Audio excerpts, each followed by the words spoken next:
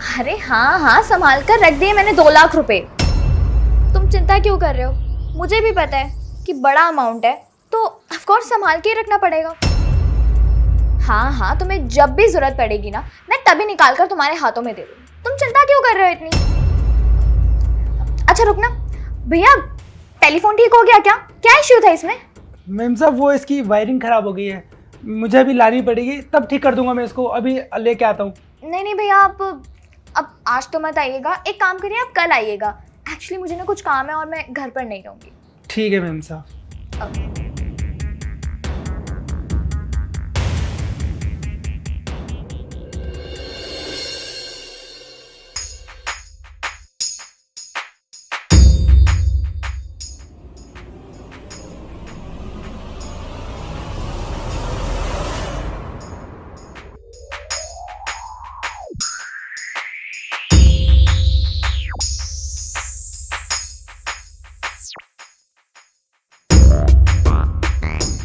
चोर चोर चोर, रुको, कौन हो तुम?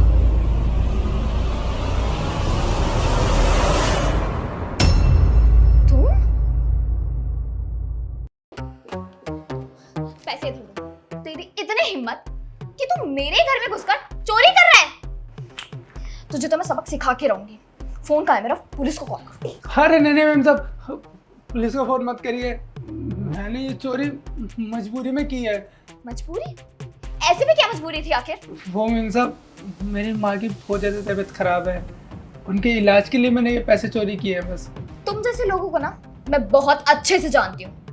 तुम लोग यही करते हो, पहले चोरी करते हो और फिर उसके बाद जब पकड़े जाते हो ना, तो फिर बहाने बनाते हो और ये बोलते हो कि हमारी माँ की तबीयत खराब है, पापा की तबीयत खराब है, ताकि तुम्हें कोई अंदर न करा सके। नहीं नहीं मैम साहब, मैं आपसे झूठ नहीं बोल रहा, वो डॉक्टर साहब ने बोला था। मिस्टर संदीप, मैंने आपकी माँ की रिपोर्ट स्टडी कर ली है। दरअसल क्या है, उनका एक छोटा सा ऑपरेशन होना है और उस ऑपरेशन के लिए तुम्हें 2 लाख रुपए अरेंज करने हैं और वो 2 लाख रुपए तुम्हें जल्द से जल्द अरेंज करने पड़ेंगे ताकि मैं तुम्हारी माँ का ऑपरेशन कर सकूँ। 2 लाख रुपए? डॉक्टर साहब मैं कहाँ से करूँगा 2 लाख रुपए? संदीप, मैं मानता हूँ कि 2 लाख रुपए एक बहुत बड़ी रकम है, लेकिन कहीं ऐसा ना हो कि पैसों के चक्कर में तुम्हारी माँ की जान चली जाए। नहीं नहीं डॉक्टर साहब, मैं अपनी माँ को कुछ नहीं होने दूंगा। आप एक काम करना, ऑपरेशन की तैयारी करना, मैं करूँगा जुगाड़ कहीं ना कैसे 2 लाख रुपए का। ठीक है संदीप। और उसके बाद मैं पैसों का इंतज़ाम ही नहीं कर पाया, खाली डॉक्टर साहब का मैसेज आया था। अगर आपको यकीन नहीं है तो देखिए सुनिए। संदीप बेटा, क्या हुआ? तुमने पैसों का बंदोबस्त नहीं किया? तुम्हें तो पता है ना तुम्हारी माँ के पास वक्त कम है, तुम फटाफट पैसों का इंतजाम करो। बस इसलिए मैम साहब, मेरे को कुछ समझ ही नहीं आ रहा था और मुझे किसी भी हालात में बस पैसे चाहिए थे। और कल जब मैंने आपको सुना तो बस मुझसे रहा नहीं गया और मैंने पैसे चोरी कर लिए। मैं बुरा इंसान नहीं हूँ, पर क्या करूँ, मजबूरी ऐसी थी। ठीक है, माना कि तुम्हारी मजबूरी थी, माँ की तबीयत खराब है इसीलिए तुमने चोरी की, लेकिन चोरी करने की क्या जरूरत थी? तुम किसी से पैसे मांग भी तो सकते थे।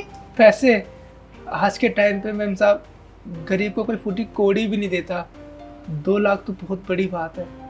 मांगे थे मैंने बहुत से लोगों से पैसे, पर किसी ने नहीं दिए।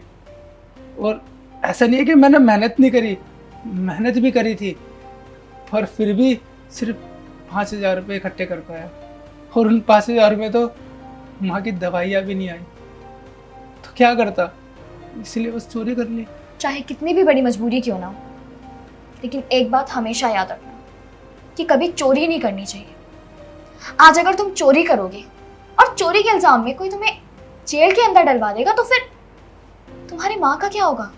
जिनके लिए तुम ये सब कर रहे हो, उनके आगे पीछे तो कोई नहीं है ना उनका ख्याल रखने के लिए, उनका ध्यान रखने के लिए, उनकी अस्पताल के पैसे भरने के लिए। आगे से ऐसा कुछ भी करने से पहले एक बार अपनी माँ के बारे में सोच लेना, क्योंकि तुम्हारे अलावा कोई नहीं है उनका ख्याल रखने के लिए। तुम्हारी मम्मी की तबीयत खराब है ना, ये लो पैसे और जाकर अपनी मम्मी का इलाज करो। ठीक है मैम साहब, मैं वादा करता हूँ आगे से कभी चोरी नहीं करूँगा और ये पैसे भी ना मैं धीरे धीरे करके चुका दूंगा आपके। चलो जाओ और अपनी माँ का इलाज करो।